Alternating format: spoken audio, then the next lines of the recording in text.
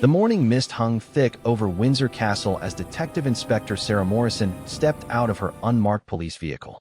The gravel crunched beneath her polished boots, each step echoing the gravity of the situation that had brought her to the most prestigious royal residence in England. Behind her, a team of Scotland Yard's finest officers assembled, their faces bearing the weight of an investigation that would shake the very foundations of the British monarchy.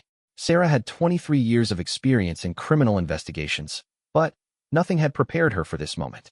The call had come at dawn, urgent and encrypted, summoning her to what would become the most significant case of her career. As she approached the castle's imposing entrance, she couldn't help but marvel at the irony of the situation. The very walls that had protected British royalty for nearly 1,000 years now harbored what appeared to be the most audacious theft in royal history. The Queen's private secretary, a distinguished gentleman named Charles Whitmore, met them at the entrance. His usually impeccable composure showed cracks of strain, his silver hair slightly disheveled, and his hands trembling almost imperceptibly as he guided them through the labyrinthine corridors of the castle. The walls were adorned with priceless paintings and tapestries, each telling stories of centuries past, but today they seemed to whisper of betrayal and deception. Inside the castle, the atmosphere was tense.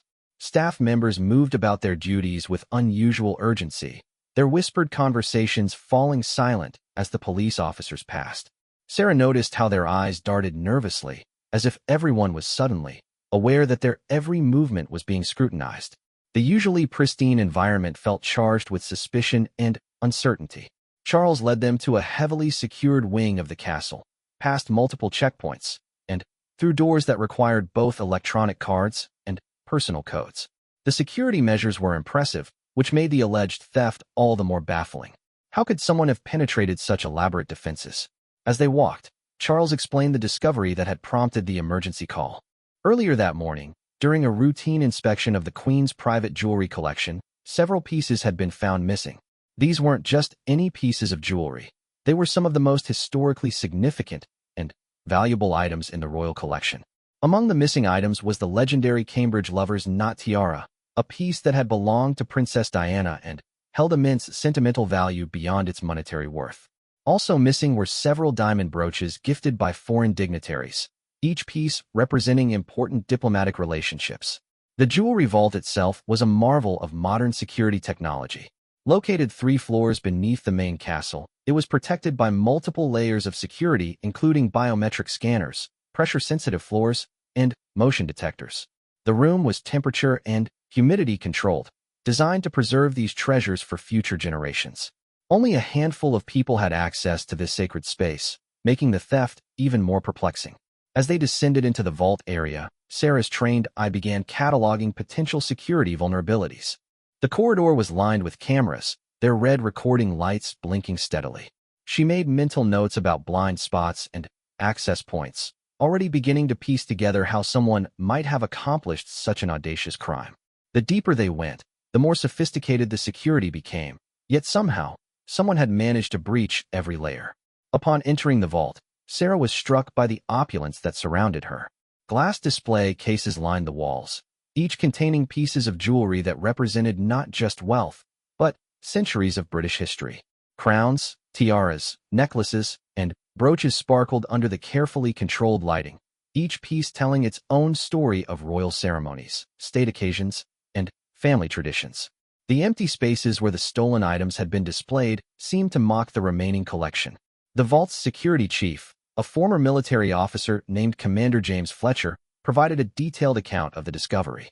He had arrived for his regular morning inspection at precisely 7 o'clock, following protocols that had been established decades ago. Everything had appeared normal until he reached the eastern wall of displays. There, he found 4 empty cases, their sophisticated locks somehow bypassed without any signs of forced entry.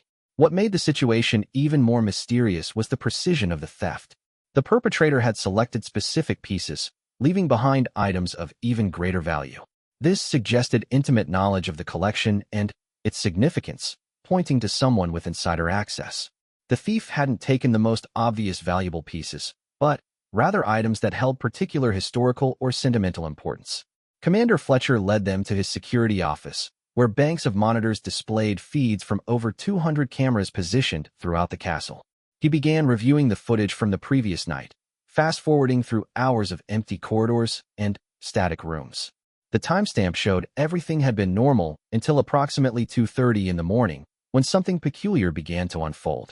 On one of the monitors, they watched as a figure appeared in the upper corridors of the castle. The person moved with purpose and familiarity, navigating the complex layout without hesitation. Even more surprising was the figure's ability to avoid most of the security cameras, suggesting detailed knowledge of their positions and coverage areas. When the figure did appear on camera, they wore dark clothing and kept their face carefully concealed. Sarah studied the footage intently, noting the person's gait and body language. This wasn't a random intruder. This was someone who belonged in the castle, someone who knew its secrets and rhythms. The way they moved spoke of years of familiarity with the building's layout. They knew exactly where to step to avoid pressure sensors and how to angle themselves away from camera coverage. The most shocking revelation came when they reviewed the footage from the vault level. The cameras clearly showed the figure approaching the secure entrance, but instead of struggling with the locks or forcing entry, they simply placed their hand on the biometric scanner. The green light flashed, and the door opened smoothly. This could only mean one thing. Whoever committed this theft was authorized to be there. Commander Fletcher's face grew pale as the implications became clear. The list of people with biometric access to the vault was extremely short, consisting of only 12 individuals. These included senior members of the royal family, the Queen's most trusted advisors, the head of security, and a select few staff members who were responsible for maintaining and cataloging the collection. Each person on this list had undergone extensive background checks and had served the royal family for many years. As they continued reviewing the footage, another disturbing detail emerged. The thief had moved through the vault with surgical precision, going directly to specific cases without any apparent search or hesitation. They knew exactly what they were looking for and where to find it. The entire operation, from entry to exit, had taken less than 27 minutes. This level of efficiency spoke to extensive planning and insider knowledge. The investigation team began interviewing staff members who had been on duty the previous night. The castle operated with reduced staffing during overnight hours, but security protocols remained stringent. Night guards reported nothing unusual during their rounds, and all security checkpoints had functioned normally. It was as if the thief had simply vanished into the castle's ancient stones. Sarah requested a complete list of everyone who had been present in the castle over the past week. This included not just permanent staff, but also visitors, contractors, and delivery personnel. The list was extensive, running to over 300 names. Each person would need to be investigated, their movements tracked, and their access to sensitive areas verified.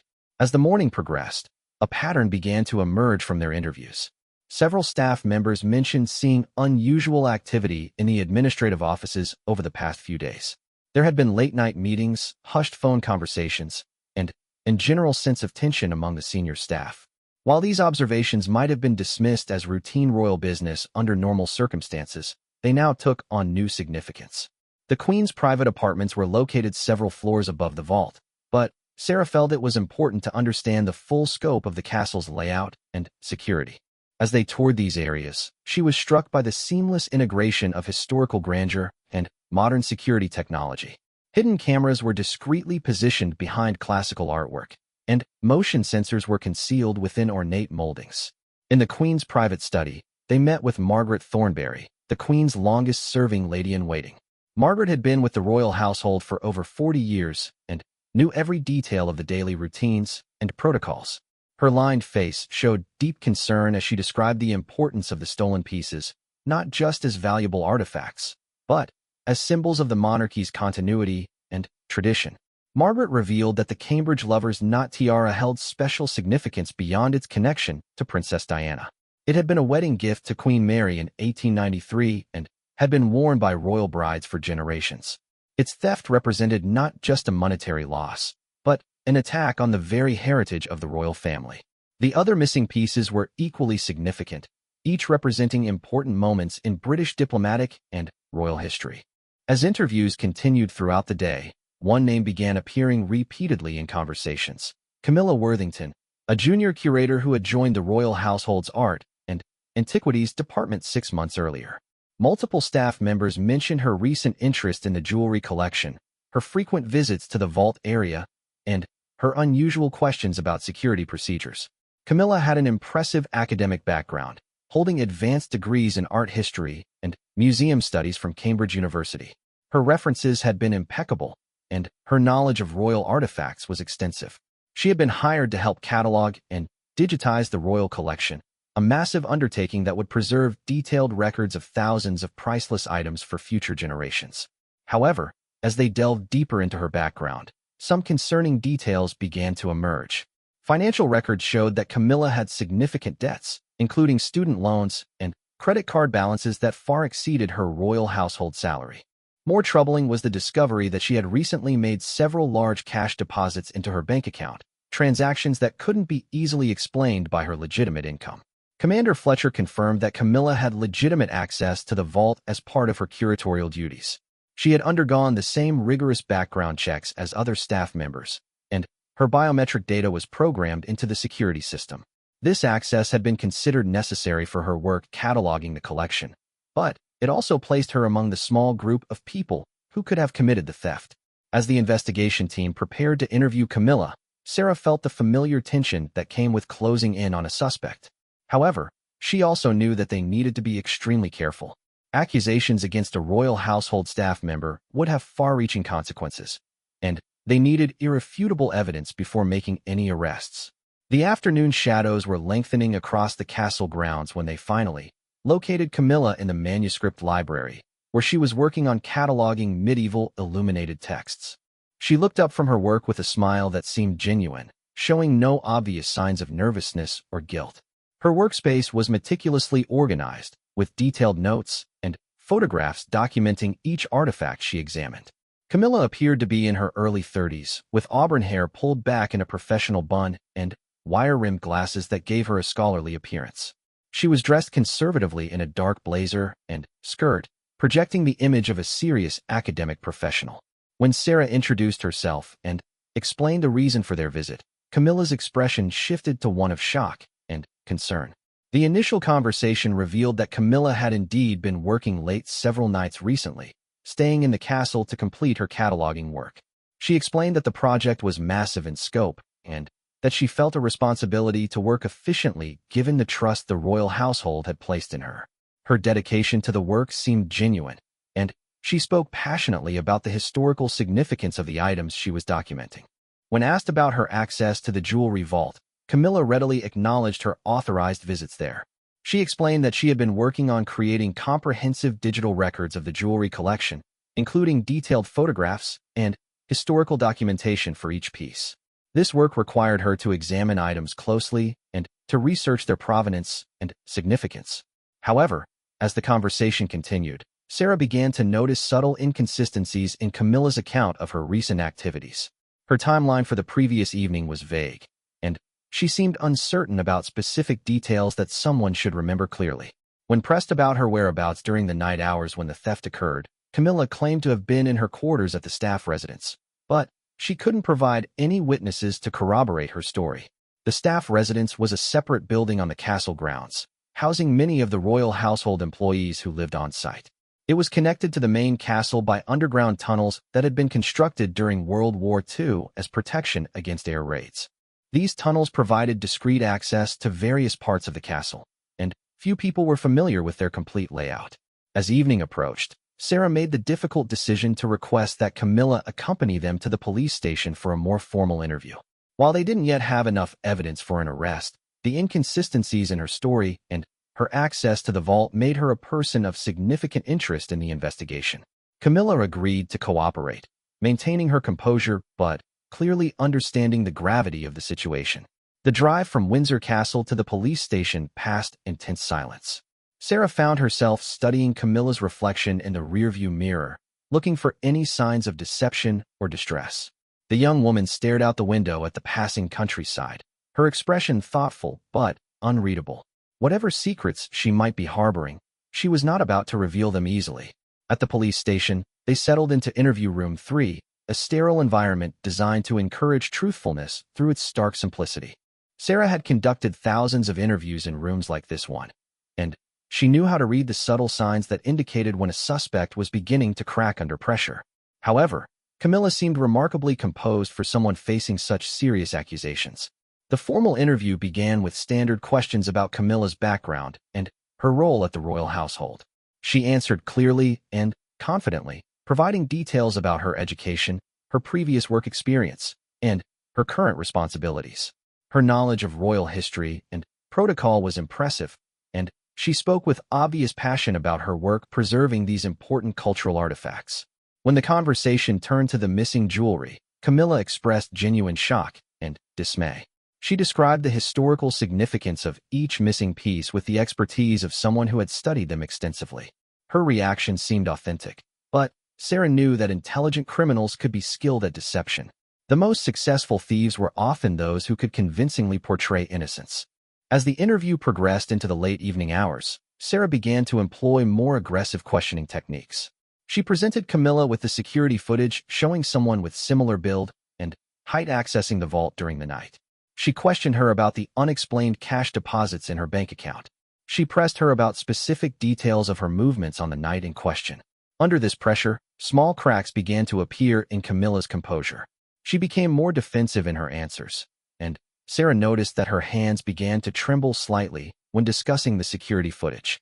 When confronted with the financial evidence, Camilla's explanation was unconvincing, claiming that the money came from selling some inherited jewelry, but she couldn't provide documentation to support this claim.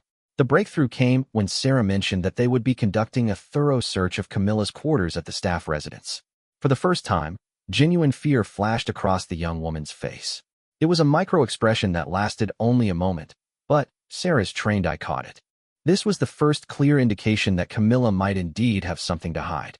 As midnight approached, Camilla requested a break to use the restroom and to call a lawyer. This was her right, and Sarah agreed, but she also recognized it as a potential turning point in the case. Guilty suspects often reached a breaking point during long interviews, especially when faced with the prospect of physical evidence being discovered. During the break, Sarah reviewed her notes and considered their next moves. They had circumstantial evidence pointing to Camilla, but they still needed concrete proof of her involvement in the theft. The search of her quarters would be crucial, and she hoped it would provide the definitive evidence they needed to solve this unprecedented crime. The implications of this case extended far beyond a simple theft. If a member of the royal household staff had indeed stolen from the Queen's personal collection, it would represent a profound breach of trust that would shake the very foundations of the monarchy's relationship with its servants. The royal household had always prided itself on the loyalty and discretion of its staff members, many of whom had served multiple generations of the royal family. As Sarah prepared to resume the interview, she reflected on the unique challenges of investigating a crime within the royal household. Every move had to be carefully considered, every piece of evidence thoroughly verified. The media attention would be intense once news of the theft became public, and they needed to ensure that their investigation was beyond reproach. The clock on the interview room wall showed just past midnight as Camilla returned with her newly appointed lawyer, a sharp-eyed woman named Victoria Barnes who specialized in white-collar crime defense. The dynamic in the room immediately shifted, with Victoria taking control of the conversation and advising her client to exercise her right to remain silent on certain questions. However, the damage had already been done. Sarah had observed enough inconsistencies and nervous behaviors to convince her that Camilla was involved in the theft. The question now was not whether she was guilty, but rather how extensively she had planned the crime and whether she had acted alone. The sophistication of the operation suggested that she might have had inside help or at least detailed advance planning. As the first phase of the investigation concluded, Sarah knew that the real work was just beginning.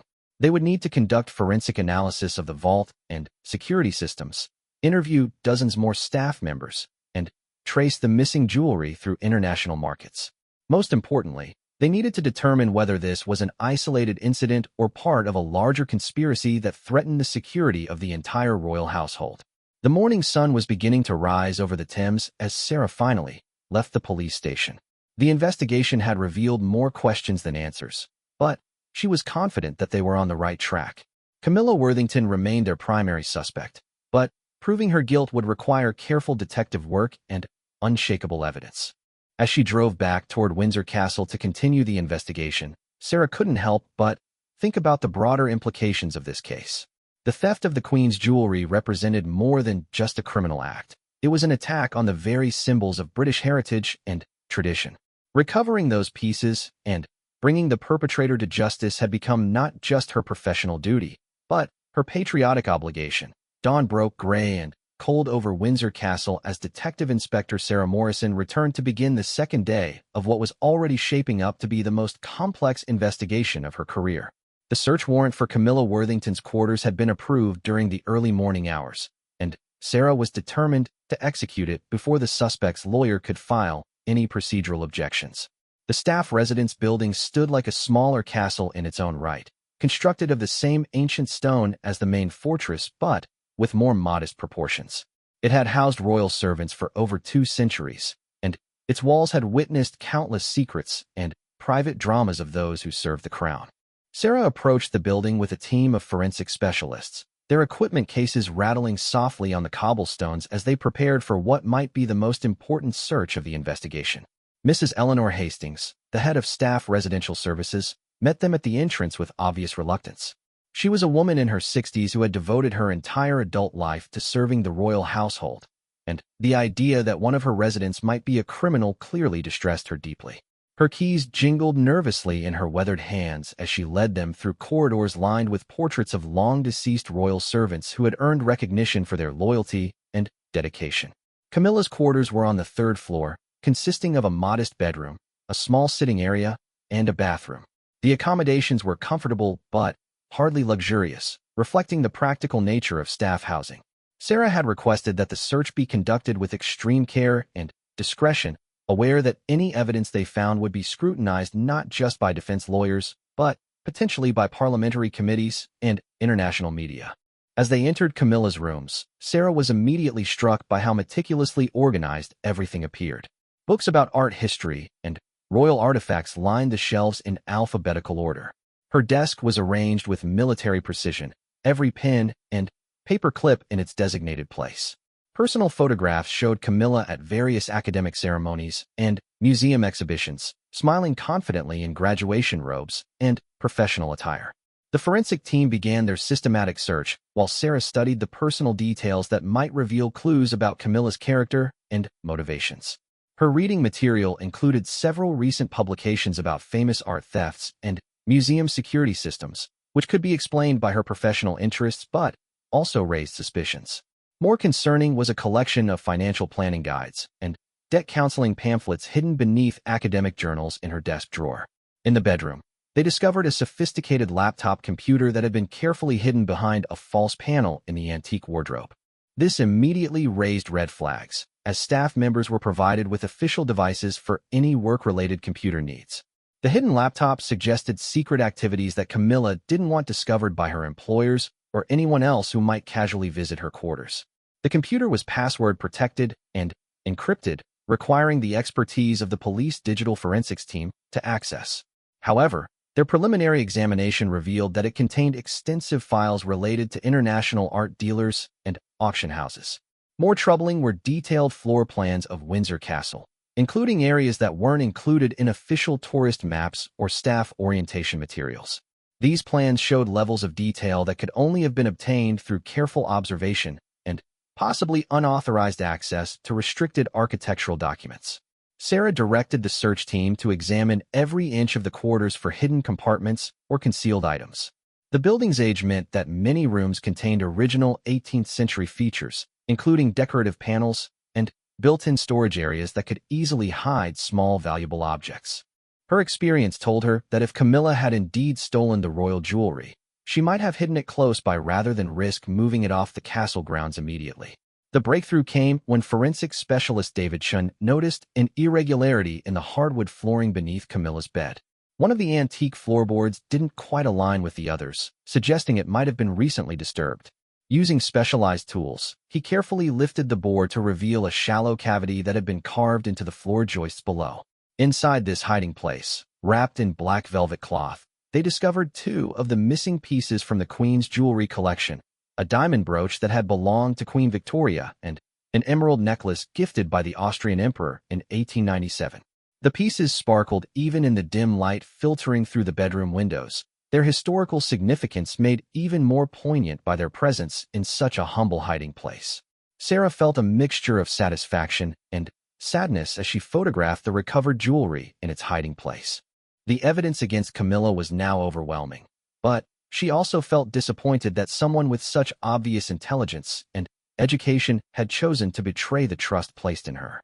The recovery of these two pieces also raised urgent questions about the location of the remaining stolen items, particularly the Cambridge lover's knot tiara. The search continued with renewed intensity as the team looked for additional evidence that might reveal the full scope of Camilla's activities. In a bathroom medicine cabinet, behind innocent-looking toiletries, they found a collection of small tools that could be used for delicate lock manipulation. These weren't standard household items, but rather specialized instruments that suggested considerable preparation for the theft. More disturbing was the discovery of detailed surveillance notes hidden inside a hollowed-out art history textbook. These handwritten pages contained observations about guard patrol schedules, camera blind spots, and the daily routines of various castle staff members. The level of detail was extraordinary, showing that Camilla had been planning this operation for months rather than acting on sudden impulse. The notes also revealed something that chilled Sarah to her core, references to other potential targets within the royal collection. Camilla had been studying not just the jewelry vault, but also other secure areas containing priceless artifacts. This suggested that the theft of the queen's jewelry might have been intended as merely the first phase of a much larger criminal enterprise. As the search team continued their work, Sarah stepped outside to call Commander Fletcher at the castle's security center. She needed to immediately review access records for all the areas mentioned in Camilla's surveillance notes. If the young woman had been conducting reconnaissance on multiple targets, they needed to verify that nothing else had been stolen or compromised. Commander Fletcher's voice was grim as he confirmed Sarah's worst fears. A review of access logs showed that Camilla had indeed visited several other secure areas over the past month, always during legitimate work hours and with proper authorization, but far more frequently than her assigned duties required.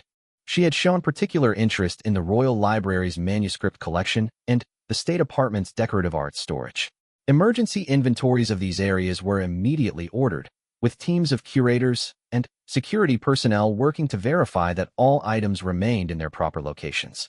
The possibility that they were dealing with a much larger theft sent shockwaves through the royal household administration. If Camilla had stolen items from multiple collections, the scandal would be exponentially worse than originally feared. Back in the residence, the forensic team made another significant discovery in Camilla's sitting room. Behind a framed reproduction of a famous royal portrait, they found a sophisticated communication device that could access encrypted internet channels. This equipment was far beyond what a curator would need for legitimate work and suggested connections to criminal networks that specialized in high-value art theft. The device contained message logs that, while heavily coded, appeared to discuss the movement and valuation of luxury goods. Sarah immediately contacted Scotland Yard's Cybercrime Division to analyze these communications and potentially trace them to other individuals who might be involved in the conspiracy. The possibility that Camilla was working with outside accomplices added another layer of complexity to an already challenging investigation. As afternoon approached, Sarah received an urgent call from the castle. The inventory teams had discovered additional missing items from both the Royal Library and the State Department storage. 3 illuminated medieval manuscripts had been taken from the library, along with a collection of 18th-century snuff boxes from the decorative arts collection. The theft was far more extensive than initially realized. The discovery of these additional thefts transformed the case from a jewelry robbery into a systematic looting of the royal collection. The missing items represented not just enormous monetary value, but irreplaceable pieces of British cultural heritage. Some of the manuscripts were unique historical documents that provided insights into medieval royal life and couldn't be replaced at any price. Sarah rushed back to the castle to coordinate the expanded investigation. The corridors buzzed with activity as additional security personnel were brought in and access procedures were immediately revised. The Queen had been informed of the full scope of the thefts, and, while her response remained private, the urgency of the situation was evident in the unprecedented security measures being implemented. In the Royal Library, Senior Curator Professor James Whitfield provided detailed descriptions of the missing manuscripts. His voice trembled with emotion as he described their historical significance and the decades of scholarship that would be lost if they were sold on the black market or damaged by improper handling.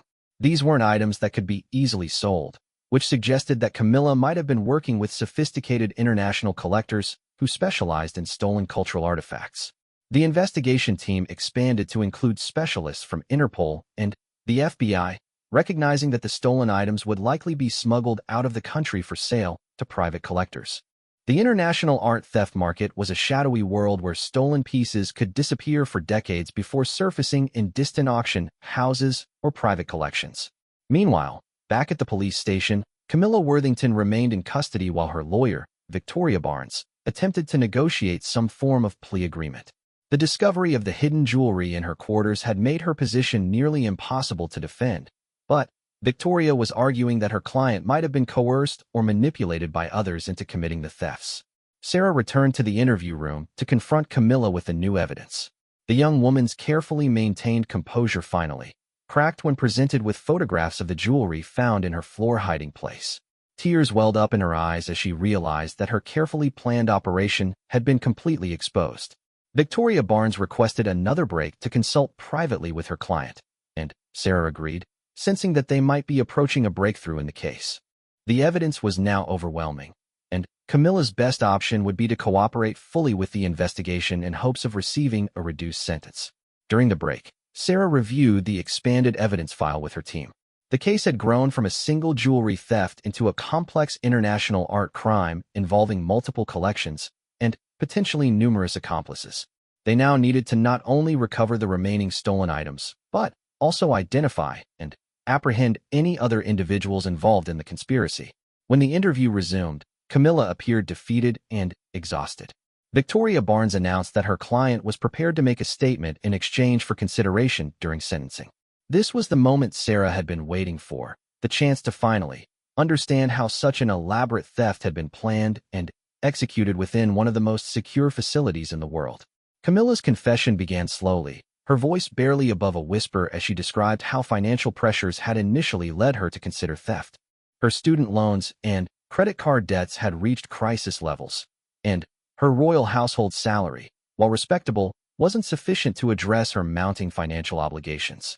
She had initially dismissed the idea of stealing from the collection as unthinkable, but desperation had gradually eroded her moral resistance. The turning point had come when she was contacted by an individual claiming to represent private collectors interested in acquiring specific pieces from the royal collection. This person, whom she knew only by the alias Mr. Sterling, had somehow learned about her financial difficulties and had approached her with a proposition that seemed too good to refuse. Mr. Sterling had provided detailed information about which items to target and had offered enormous sums for their acquisition. He had also supplied the specialized tools and technical knowledge needed to bypass the castle's security systems. Most disturbingly, he had demonstrated intimate knowledge of the castle's layout and security procedures, suggesting that he might have inside connections beyond Camilla herself. According to Camilla's account, she had initially resisted the proposition but had gradually been drawn in through a combination of financial desperation and psychological manipulation. Mr. Sterling had convinced her that the items would be well cared for in private collections, and that the royal family had so many valuable pieces that a few missing items would hardly be noticed. The plan had been for Camilla to steal selected items over a period of several months, gradually removing pieces that wouldn't be immediately missed. However, the discovery of the missing jewelry had accelerated their timeline, forcing them to abandon their careful approach. Camilla revealed that she had already passed several items to Mr. Sterling through a complex handoff system that involved leaving packages at predetermined locations around London. This information prompted Sarah to immediately contact the Metropolitan Police to begin surveillance of the locations Camilla described. If they could intercept Mr. Sterling or his associates during a pickup, they might be able to recover additional stolen items and identify the other members of the criminal network. Camilla also revealed the location where she believed Mr. Sterling was planning to meet her to collect the Cambridge Lover's Knot tiara, which she had hidden separately from the other pieces. This meeting was scheduled for the following evening at a private art gallery in Chelsea, providing law enforcement with an opportunity to apprehend the mysterious figure who had orchestrated the entire operation. As the interrogation continued, Camilla described the intense psychological pressure she had experienced while carrying out the thefts. The stress of maintaining her normal duties while secretly planning and executing the robberies had been overwhelming. She had barely slept for weeks, and had become increasingly paranoid about being discovered. She also expressed genuine remorse for betraying the trust that had been placed in her. Working with the Royal Collection had been a dream job that allowed her to interact with some of the most important cultural artifacts in British history.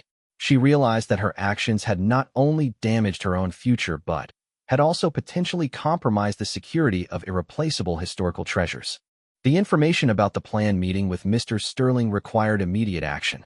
Sarah coordinated with multiple law enforcement agencies to plan a sophisticated surveillance operation that would hopefully lead to the apprehension of the criminal mastermind behind the thefts. This was their best opportunity to recover the remaining stolen items and to understand the full scope of the international criminal network involved. As evening approached, Sarah felt cautiously optimistic about the direction of the investigation. They had recovered some of the stolen items, identified the primary perpetrator, and obtained crucial information about the criminal organization behind the thefts. However, she also knew that the most dangerous phase of the operation was still ahead. The planned arrest of Mr. Sterling would require careful coordination to avoid spooking the suspect while ensuring the recovery of the stolen items. If he sensed police surveillance, he might disappear with the remaining artifacts, potentially taking them out of the country and into the shadowy world of international art crime. Sarah spent the evening reviewing tactical plans with the surveillance team and preparing for what might be the culmination of the investigation. The stakes couldn't be higher. Not only were they trying to recover priceless national treasures, but they were also working to apprehend criminals who had violated the sanctity of the royal household itself. The weight of responsibility felt enormous as Sarah considered the historical significance of what they were trying to accomplish. These weren't just expensive trinkets they were attempting to recover, but symbols of British heritage and tradition that belonged to the entire nation. The theft had been an attack on the very foundations of the monarchy's cultural legacy. As she prepared for the operation ahead, Sarah reflected on how the case had revealed both the vulnerabilities and the resilience of the royal household's security systems. While the thieves had successfully penetrated multiple layers of protection, the investigation had also demonstrated the effectiveness of the response protocols and the dedication of those sworn to protect the royal collection. The upcoming confrontation with Mr. Sterling would test not only the tactical skills of the law enforcement team, but also their ability to preserve the integrity of some of Britain's most precious cultural artifacts. Sarah knew that success in this operation would require both careful planning and a significant amount of luck. The Chelsea Art Gallery stood like a beacon of refined culture in the heart of one of London's most prestigious neighborhoods. The Pemberton Gallery had operated for over a century, its elegant Georgian facade housing collections that had attracted royalty, celebrities, and serious art collectors from around the world. Tonight, however, it would serve as the stage for one of the most critical law enforcement operations in recent British history. Detective Inspector Sarah Morrison positioned herself across the street, disguised as a well-dressed patron leaving a nearby restaurant. Her earpiece crackled softly with updates from the surveillance team that had been strategically placed throughout the area. Every angle of approach to the gallery was covered, with plainclothes officers posing as pedestrians, shoppers, and even street maintenance workers. The operation had been planned with military precision over the past 18 hours. Camilla Worthington had provided detailed information about the planned meeting, including the specific time, location, and the code phrase that would identify her to the mysterious Mr. Sterling. She had agreed to cooperate with the sting operation, wearing a hidden wire and following a carefully scripted plan designed to ensure both her safety and the successful apprehension of the criminal mastermind. Inside the gallery, Detective Sergeant Michael Torres had spent the afternoon posing as a security consultant, ostensibly reviewing the facility's protection systems. His presence allowed the team to understand the building's layout and identify potential escape routes that Mr. Sterling might attempt to use. The gallery's legitimate owner, Mrs. Patricia Pemberton, had been quietly informed of the situation and was cooperating fully with law enforcement. Camilla arrived at the gallery precisely at 7:30, carrying a small leather portfolio that supposedly contained photographs and documentation related to the Cambridge Lovers' Knot tiara. In reality, the portfolio contained sophisticated surveillance equipment and a GPS tracking device that would allow the team to monitor the meeting even if something went wrong with the audio transmission. The gallery's evening exhibition opening provided perfect cover for the operation. Well-dressed art enthusiasts moved through the elegant rooms, admiring paintings and sculptures while sipping champagne and engaging in cultured conversation. The social atmosphere would make it difficult for Mr. Sterling to detect the law enforcement presence, while also providing multiple witnesses if the situation escalated. Sarah watched through high-powered binoculars as Camilla entered the gallery and began moving through the exhibition rooms according to the predetermined plan. The young woman appeared nervous but determined, understanding that her cooperation with this operation was crucial for any hope of receiving a reduced sentence for her crimes. She had practiced the conversation multiple times, preparing responses for various scenarios that might unfold during the meeting. At exactly 8 o'clock, a distinguished gentleman in his 50s approached Camilla near a display of Victorian landscape paintings. He was impeccably dressed in a tailored suit, with silver hair and an aristocratic bearing that would have seemed perfectly natural in such an elegant setting. When he spoke the agreed-upon code phrase about appreciating classical beauty in all its forms, Sarah knew they had identified their target.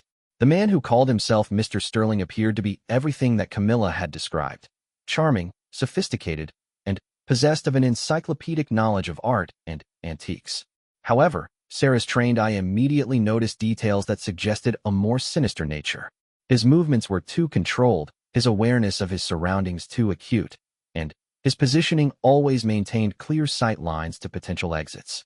Through Camilla's wire, the surveillance team listened as Mr. Sterling smoothly guided the conversation toward the stolen tiara. His casual references to specific details about the piece demonstrated intimate knowledge that went far beyond what any legitimate collector should possess. He spoke about the tiara's provenance, its previous owners, and even technical details about its construction that weren't widely known outside royal circles. More disturbing was Mr. Sterling's revelation that he already had buyers lined up for all the stolen pieces. He casually mentioned that certain items would be shipped to private collectors in Switzerland and Dubai within the week, while others would be held in secure storage until market conditions improved. His matter-of-fact discussion of these arrangements revealed a criminal operation far more sophisticated than anyone had initially imagined. The conversation took an unexpected turn when Mr. Sterling began probing Camilla about her access to other areas of the royal collection.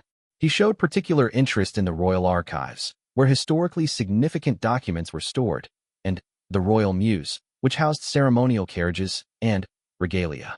His questions suggested that the theft of jewelry and manuscripts might have been intended as merely the opening phase of a much larger criminal enterprise. Sarah felt her blood run cold as she realized the true scope of what they were dealing with. This wasn't just an art theft ring, but potentially a systematic assault on the British cultural heritage itself. Mr. Sterling and his associates appeared to be targeting items that represented the very foundation of the monarchy's historical legitimacy and cultural significance. As the conversation continued, Mr. Sterling produced a small electronic device and began showing Camilla photographs of other potential targets within the royal collection. The images were incredibly detailed, suggesting that someone with extensive access to royal facilities was providing intelligence to the criminal organization. This raised the terrifying possibility that Camilla wasn't the only insider involved in the conspiracy.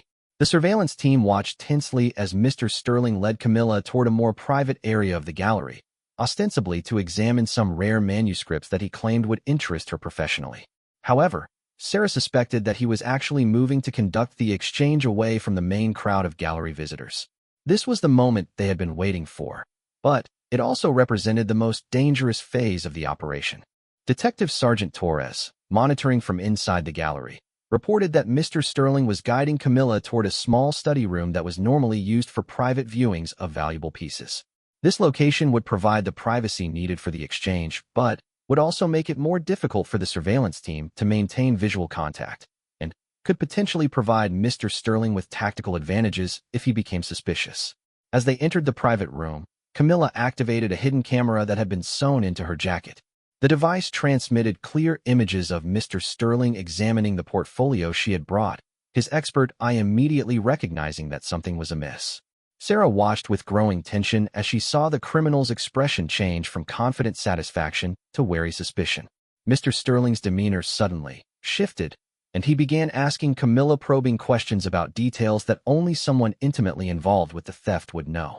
His sophisticated understanding of law enforcement procedures became apparent as he started checking for surveillance devices and examining Camilla's behavior for signs of deception.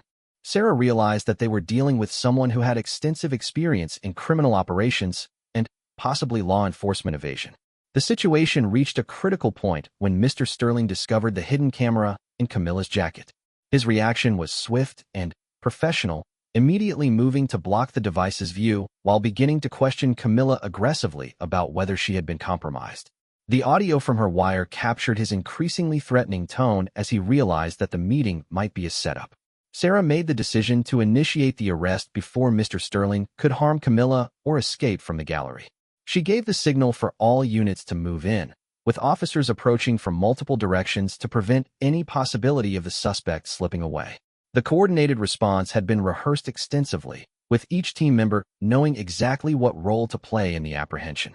The arrest unfolded with dramatic intensity as armed police officers burst into the private viewing room, just as Mr. Sterling was reaching for what appeared to be a concealed weapon.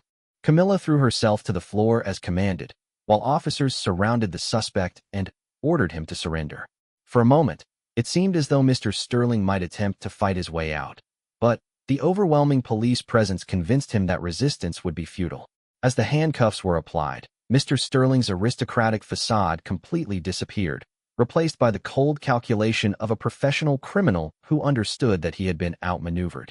His only words were a request for legal representation, delivered in a tone that suggested he had been through similar situations before. Sarah suspected that this arrest might reveal connections to other major art thefts throughout Europe. The search of Mr. Sterling's person revealed sophisticated communication equipment and what appeared to be a detailed map of several London locations marked with cryptic symbols. More significantly, they found a key to a storage facility in East London, along with documentation that suggested it contained additional stolen items from various sources. This discovery indicated that the royal theft might have been just one operation in a much larger criminal enterprise.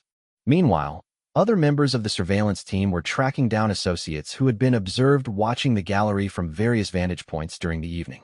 These individuals had attempted to flee when the arrest began, but the comprehensive surveillance net had anticipated this possibility. 3 additional suspects were apprehended within a 6-block radius, each carrying evidence that linked them to the art theft conspiracy. The most significant breakthrough came when forensic analysis of Mr. Sterling's communication devices revealed encrypted messages that detailed the movement and sale of numerous stolen artworks over the past 2 years. The criminal organization appeared to have been responsible for thefts from museums, private collections, and historical sites across Europe, with the royal collection representing their most audacious target to date. Back at the police station, the interrogation of Mr. Sterling proved challenging, as the criminal mastermind was clearly experienced in dealing with law enforcement and knew exactly how to exercise his legal rights while revealing as little information as possible. However, the evidence against him was overwhelming, and his lawyer advised him that cooperation might be his only hope for avoiding a life sentence. The breakthrough in Mr. Sterling's interrogation came when detectives revealed that they had already recovered the storage facility and found not only the missing royal items, but also artifacts stolen from other prestigious collections. Faced with irrefutable evidence of his crimes, Mr. Sterling finally began to provide information about his organization and its operations. His real name was revealed to be Marcus Blackwell, a former art authentication expert who had turned to crime after being expelled from the legitimate art world for selling forged certificates of authenticity. His intimate knowledge of museum security systems and art market operations had made him exceptionally effective at planning and executing high-value thefts. Blackwell's organization operated across multiple countries, with cells in London, Paris, Rome, and Geneva. They specialized in targeting items from royal and national collections that would be difficult to sell through normal channels, but could command enormous prices from unscrupulous private collectors. The network included corrupt auction house employees, forged documentation specialists, and transportation experts who could move stolen items across international borders without detection. The revelation that shocked Sarah the most was Blackwell's claim that he had been planning to target the crown jewels themselves as the ultimate prize in his criminal career. The theft from the Queen's personal collection had been intended as a test run to evaluate the royal security systems and identify potential weaknesses that could be exploited for an even more audacious crime. As the interrogations of the various suspects continued through the night, a clearer picture emerged of how the criminal organization had operated. They had spent months researching their targets, using sophisticated surveillance equipment and computer hacking techniques to gather intelligence about security procedures and valuable collections. The level of planning and coordination was extraordinary, involving dozens of specialists working across multiple countries. The recovery operation at the East London storage facility yielded an astounding collection of stolen artifacts. In addition to the missing royal items, investigators found paintings stolen from French chateaux, sculptures taken from Italian museums, and manuscripts that had disappeared from libraries across Europe. The total value of the recovered items was estimated in the hundreds of millions of pounds. Among the recovered royal items was the Cambridge lover's knot tiara, carefully preserved in a climate-controlled case that demonstrated the criminal's understanding of proper conservation techniques. The tiara appeared to be undamaged, much to the relief of everyone involved in the investigation. Also recovered were the missing medieval manuscripts and decorative arts pieces, along with several items that the royal household hadn't yet realized were missing. The international scope of the criminal organization prompted immediate cooperation with law enforcement agencies across Europe. Interpol coordinated raids on facilities in multiple countries, leading to the recovery of additional stolen items and the arrest of numerous accomplices. The dismantling of this network was hailed as one of the most successful international art crime investigations in recent history. For Camilla Worthington, her cooperation with the investigation proved crucial in both recovering the stolen items and apprehending the criminal organization. While she still faced serious charges for her role in the theft, prosecutors agreed to recommend a reduced sentence in recognition of her assistance in bringing down the larger conspiracy. Her actions had helped prevent what could have been the most devastating art theft in British history. The case also prompted a comprehensive review of security procedures throughout the royal household. While the existing systems had ultimately proven effective in detecting and investigating the theft, the criminal organization's sophisticated planning had revealed potential vulnerabilities that needed to be addressed. New protocols were implemented to better monitor employee access to sensitive areas and to detect unusual patterns of behavior that might indicate insider threats. As the investigation moved into its final phases, Sarah reflected on the complexity and significance of what they had accomplished. The theft had initially appeared to be a simple case of employee dishonesty, but it had ultimately revealed an international criminal conspiracy that threatened cultural heritage sites across Europe. The successful resolution of the case had required unprecedented cooperation between law enforcement agencies and had resulted in the recovery of hundreds of priceless artifacts. The media attention surrounding the case was intense, with headlines around the world focusing on the audacious theft from the Queen's personal collection and the dramatic arrest of the international criminal organization. However, the royal household worked hard to emphasize that the security breach had been quickly detected and that all stolen items had been recovered, reassuring the public that the monarchy's treasures remained protected. For Sarah Morrison, the case represented the culmination of years of experience in criminal investigation and the successful application of modern law enforcement techniques to protect irreplaceable cultural heritage. The investigation had required not just detective skills, but also an understanding of art history, international law, and the complex world of high-value art crime. As the various suspects awaited trial and the recovered artifacts were returned to their rightful owners, Sarah began work on the comprehensive report that would document every aspect of the investigation. This case would undoubtedly become a model for future art crime investigations and would influence security procedures at cultural institutions around the world. The successful conclusion of the investigation restored confidence in the royal household's ability to protect its priceless collections while also demonstrating the effectiveness of international law enforcement cooperation in combating sophisticated criminal organizations. The case had tested every aspect of the British justice system and had ultimately proven that even the most audacious crimes could be solved through careful detective work and determined prosecution. The Old Bailey Courthouse stood imposing against the grey London sky as the most anticipated trial in recent British legal history was about to begin. 3 months had passed since the dramatic arrest of Marcus Blackwell and his international art theft organization, and the case had captured worldwide attention. Detective Inspector Sarah Morrison adjusted her uniform as she prepared to enter the historic courtroom where justice would finally be served for the audacious theft from the Queen's personal collection. The prosecution team had spent weeks preparing for what promised to be a complex trial involving multiple defendants, international evidence, and unprecedented security concerns. Leading the prosecution was Sir Reginald Pembroke, one of Britain's most respected barristers, who had successfully prosecuted several high-profile cases involving crimes against the crown. His reputation for meticulous preparation and compelling courtroom presentations had made him the natural choice for such a significant case.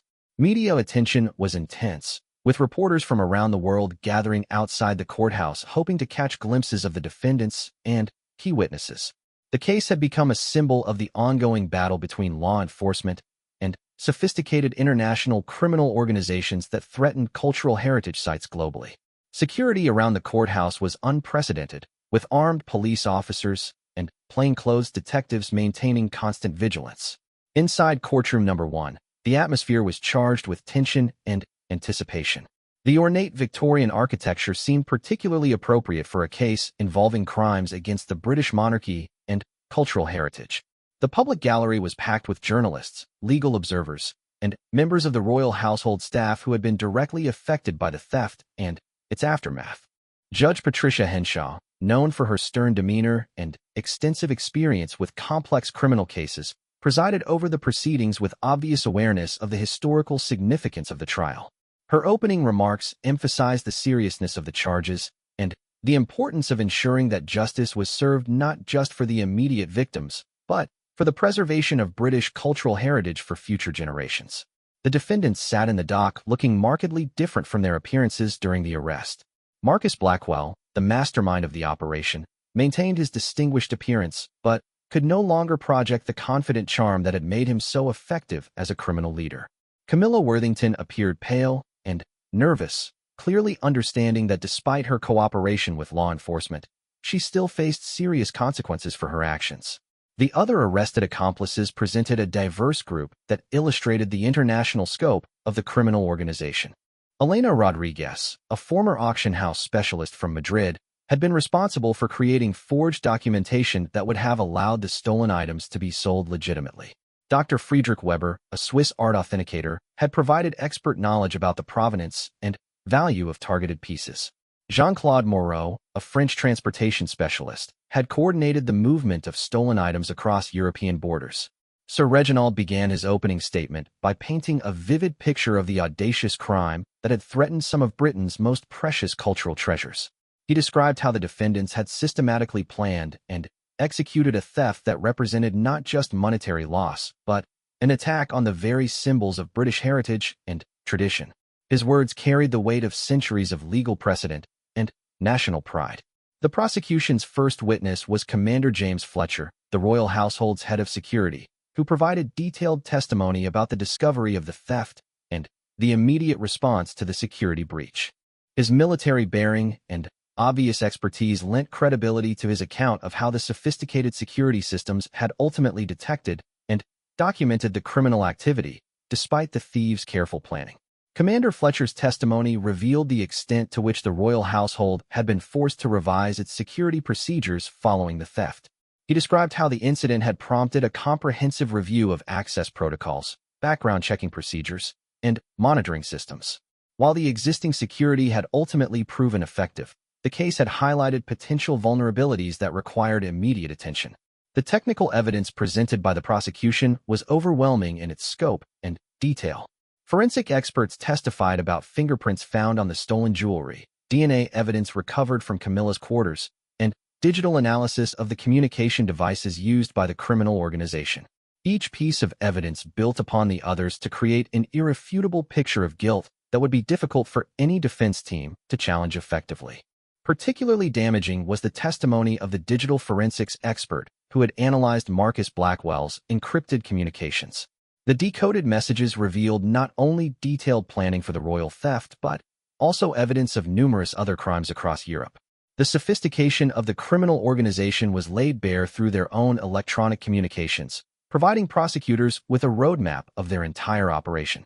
Sarah Morrison took the witness stand on the third day of the trial, providing the court with a comprehensive account of the investigation from the initial discovery of the theft through the dramatic arrest at the Chelsea Gallery. Her testimony was precise and professional, walking the jury through each step of the detective work that had ultimately led to the successful resolution of the case. Under cross-examination, Sarah demonstrated the thoroughness of the police investigation and the care that had been taken to ensure that all evidence was properly collected and analyzed.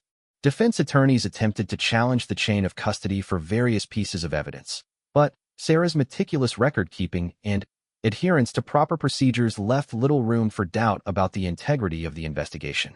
The recovery of the stolen items provided some of the most compelling evidence in the case. Conservation experts testified about the condition of the recovered pieces and the sophisticated storage techniques that had been used to preserve them. The fact that the criminals had taken such care to properly preserve the stolen artifacts actually worked against them, as it demonstrated their professional knowledge and intent to profit from the thefts over an extended period. Expert witnesses provided context about the international art theft market and the sophisticated networks that facilitate the movement and sale of stolen cultural artifacts. Dr. Margaret Thornberry, a leading authority on art crime, explained how organizations like Blackwell's operated across national borders and exploited weaknesses in international law enforcement cooperation. Her testimony helped the jury understand the broader implications of the defendant's actions beyond the immediate theft.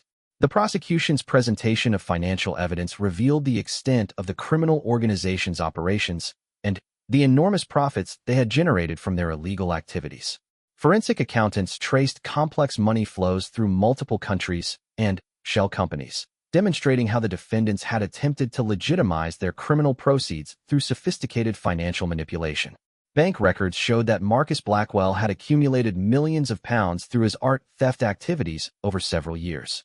The evidence suggested that the royal collection theft was intended to be his final major score before retiring from criminal activity, which added another layer of significance to the successful investigation that had prevented this outcome. When the defense presentations began, the various legal teams adopted different strategies that reflected their clients' varying degrees of involvement in the conspiracy. Blackwell's attorney, a formidable barrister named Victoria Cross, attempted to portray her client as a legitimate art dealer who had been entrapped by overzealous law enforcement. However, the overwhelming evidence of his criminal activities made this defense strategy largely ineffective. Camilla Worthington's legal team took a more promising approach, emphasizing her cooperation with law enforcement and the financial pressures that had driven her to participate in the theft. Her attorney, James Mitchell, painted a picture of a young woman who had made a terrible mistake under extreme duress but had ultimately done the right thing by helping to apprehend the criminal organization and recover the stolen items. The defense's attempts to challenge the admissibility of evidence were largely unsuccessful, as the prosecution had been extremely careful to follow proper procedures throughout the investigation.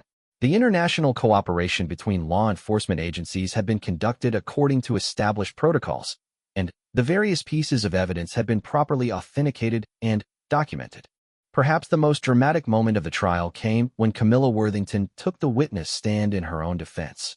Her testimony provided an intimate look at how she had been recruited and manipulated by Blackwell's organization, revealing the sophisticated psychological techniques used to exploit her financial vulnerabilities and gradually draw her into criminal activity. Camilla's account of her interactions with Blackwell was particularly compelling, as she described how the criminal mastermind had gradually escalated his requests from simple intelligence gathering to active participation in theft.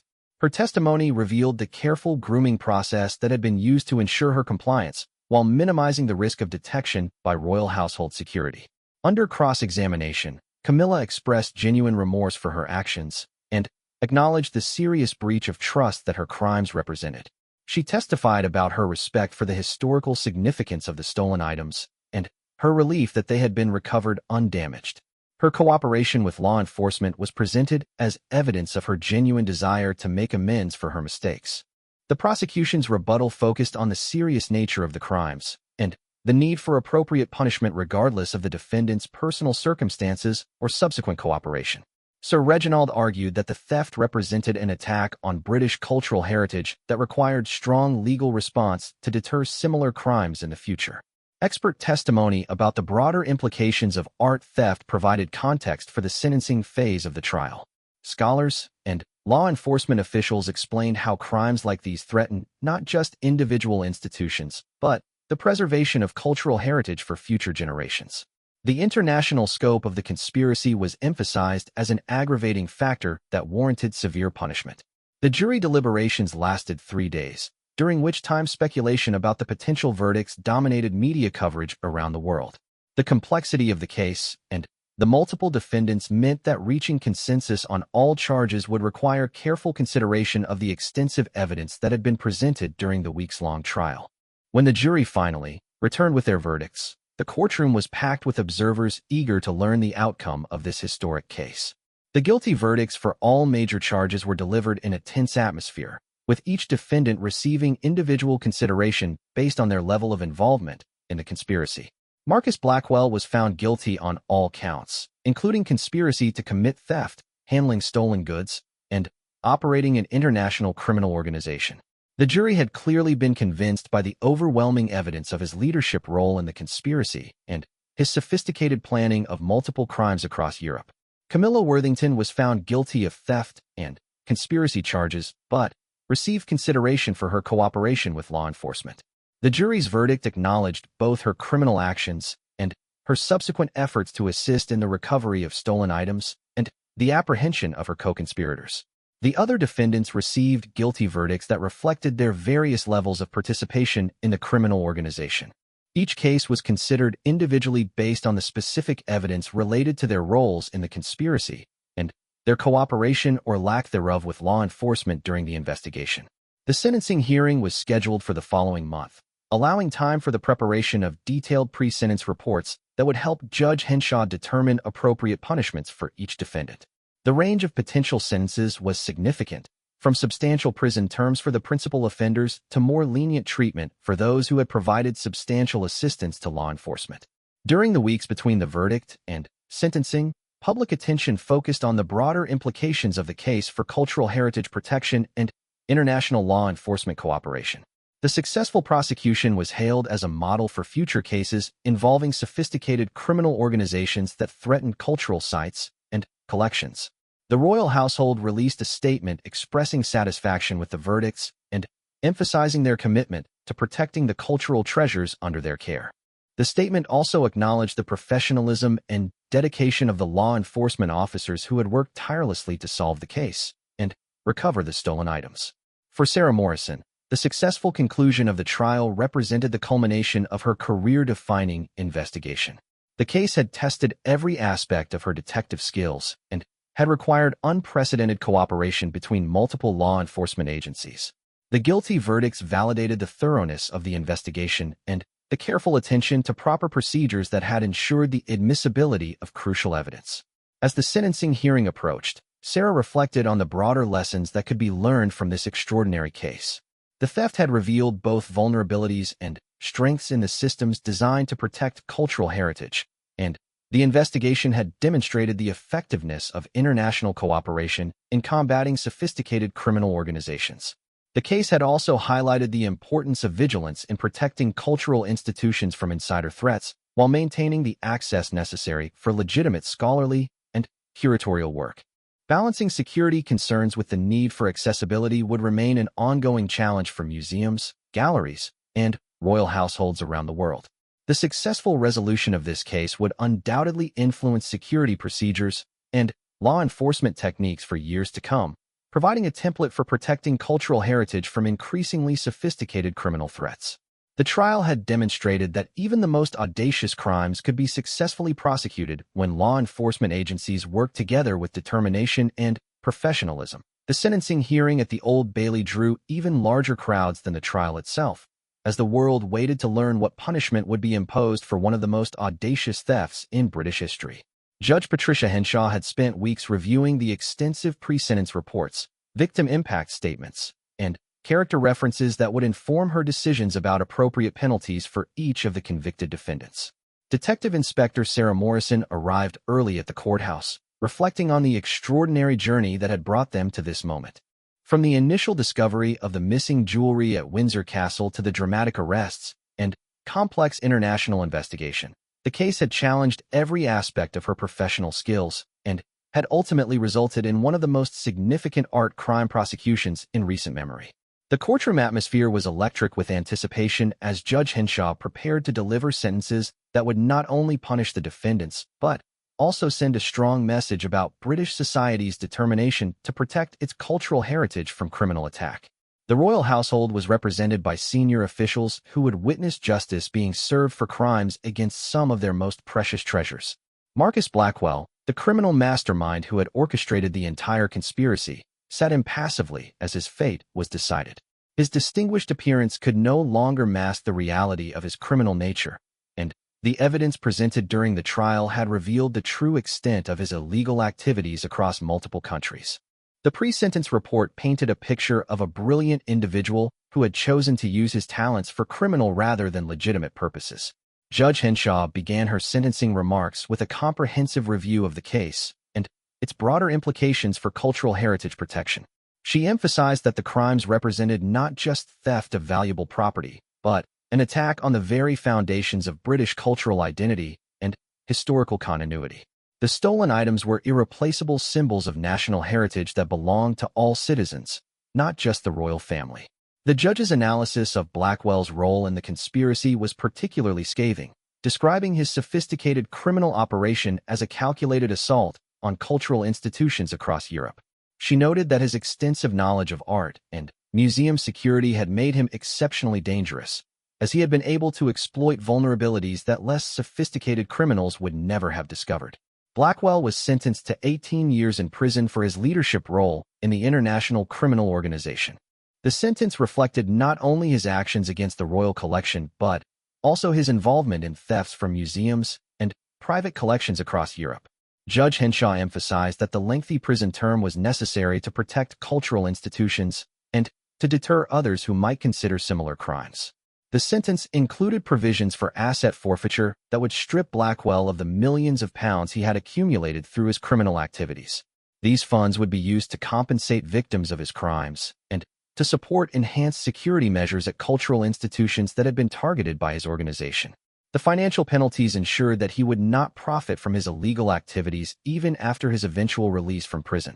Camilla Worthington's sentencing was the most emotionally charged moment of the hearing, as her cooperation with law enforcement was weighed against the serious breach of trust that her crimes represented. Her defense attorney had submitted numerous character references from academic colleagues and royal household staff members who testified to her previous good character and professional dedication. The victim impact statement from the royal household was read aloud, describing the profound sense of betrayal felt by staff members who had trusted and supported Camilla during her time at Windsor Castle. The statement emphasized how her actions had damaged not just the royal family, but also the dedicated servants who had spent their careers protecting the cultural treasures under their care. Judge Henshaw acknowledged Camilla's cooperation with law enforcement and her expression of genuine remorse for her actions. However, she also emphasized that the severity of her crimes and the position of trust she had violated required substantial punishment. Camilla was sentenced to 6 years in prison, with the possibility of early release after serving half her sentence if she continued to demonstrate genuine rehabilitation. The judge's sentencing remarks for Camilla included a detailed discussion of how financial pressures and criminal manipulation had led to her involvement in the conspiracy. While these factors provided context for her actions, Judge Henshaw emphasized that they could not excuse the serious crimes she had committed against some of Britain's most important cultural treasures. Elena Rodriguez, the former auction house specialist who had created forged documentation, received a sentence of 8 years in prison for her crucial role in enabling the sale of stolen artifacts. Judge Henshaw noted that Rodriguez's expertise had been essential to the criminal organization's ability to legitimize stolen items and place them in the international art market. Dr. Friedrich Weber, the Swiss art authenticator, was sentenced to 7 years for his role in providing expert knowledge that had enabled the selection and valuation of stolen pieces. His academic credentials and professional reputation had made him particularly valuable to the criminal organization, but they also made his betrayal of professional ethics more serious. Jean-Claude Moreau, the French transportation specialist, received a 5-year sentence for his role in coordinating the movement of stolen items across international borders. While his involvement was less central to the planning of the thefts, his specialized knowledge of customs procedures and border security had been crucial to the organization's ability to move stolen items safely across Europe. The sentencing hearing also addressed the broader implications of the case for international law enforcement cooperation and cultural heritage protection. Judge Henshaw praised the collaborative efforts of police agencies across multiple countries and emphasized how this case had demonstrated the effectiveness of coordinated responses to international criminal organizations.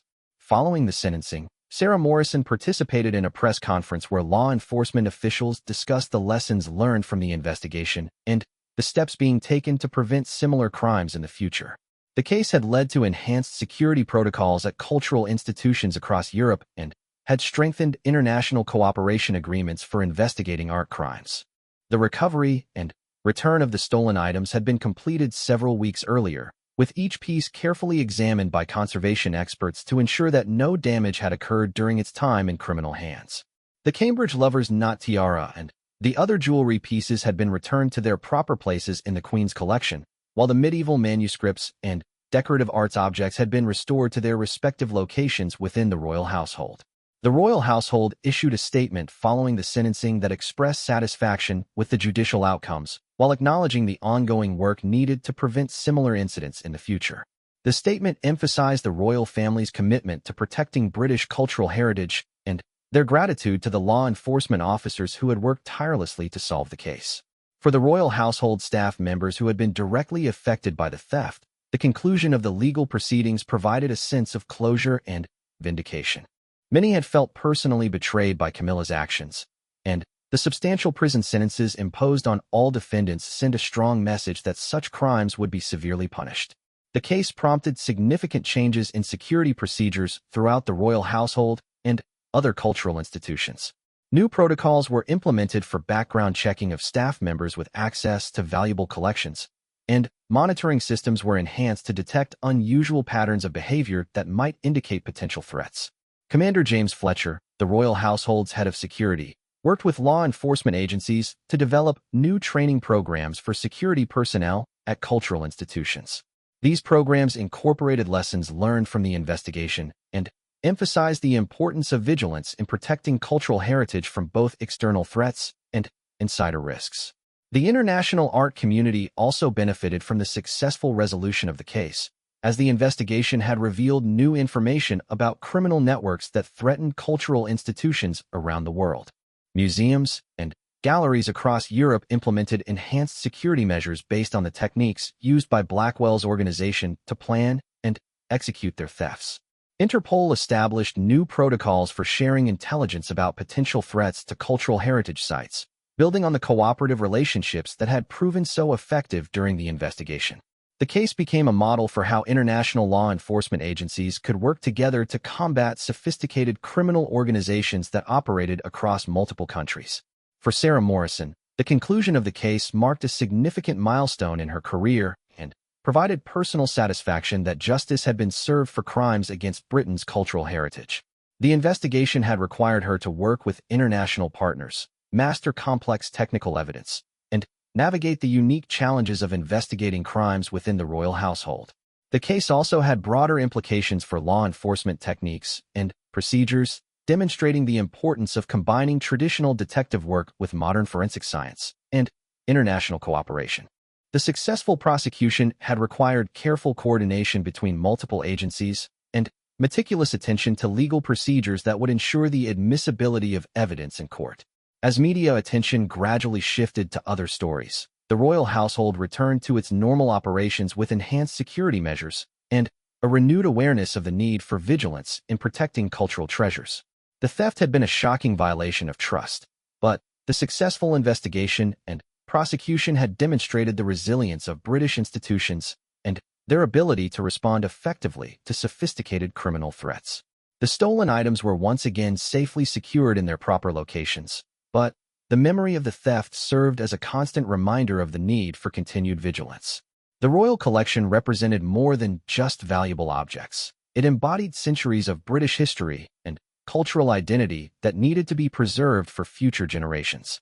Camilla Worthington began serving her sentence with expressions of continued remorse for her actions and commitment to using her time in prison to reflect on her mistakes and prepare for eventual reintegration into society.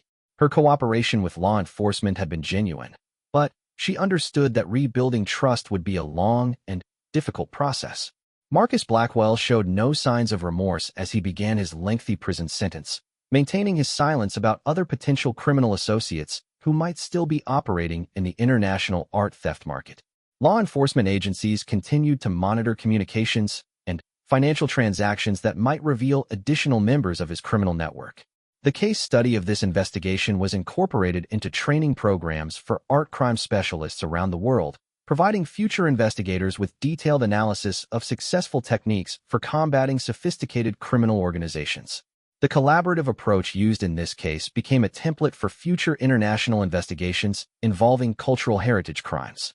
Museums and cultural institutions globally implemented new security measures based on the vulnerabilities revealed by this case, strengthening their defenses against potential insider threats while maintaining the access necessary for legitimate research and curatorial work.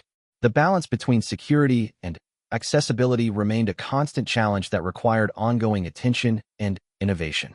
The royal household's reputation for protecting British cultural heritage was ultimately strengthened by the successful resolution of the case, demonstrating that even the most sophisticated criminal attacks could be detected, investigated, and prosecuted effectively. The incident served as a reminder that cultural institutions must remain vigilant against evolving threats while continuing to fulfill their mission of preserving heritage for